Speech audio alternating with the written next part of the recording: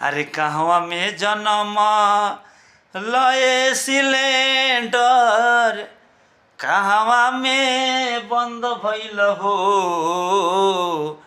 कहवा जन्म लए सिलेंडर त कहवा में बंद भइल हो।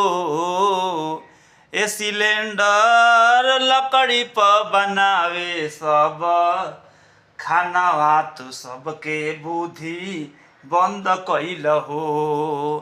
ए सिलेंडर लकड़ी पर बनावे सब खानावा तो सबके बुद्धि बंद कइल हो।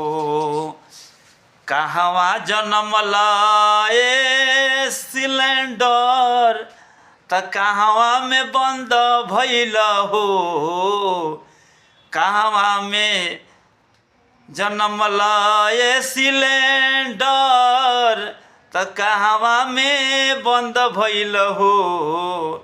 ए चूल्हा लकड़ी पर बनावे सब खानावा त सबके बुद्धि बंद कइल हो।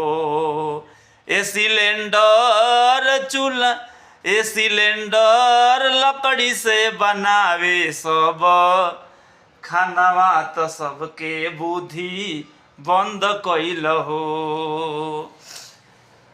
भारत में मचल हाहाकार त सबके जिंदगी झंड कइल हो।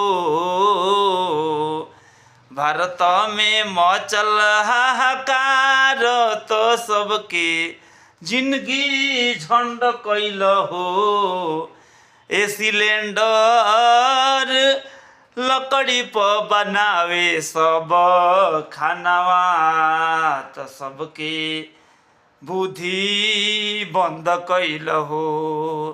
ए सिलेंडर लकड़ी पर बनावे सब खानावा तो सबके जिंदगी झंड कइल हो। कहवा में जन्म लए सिलेंडर, कहवा में जन्म लए सिलेंडर त कहवा में बंद भइल हो। ए सिलेंडर लकड़ी पर बनावे सब खानावा तो सबके जिंदगी झंड कइल हो।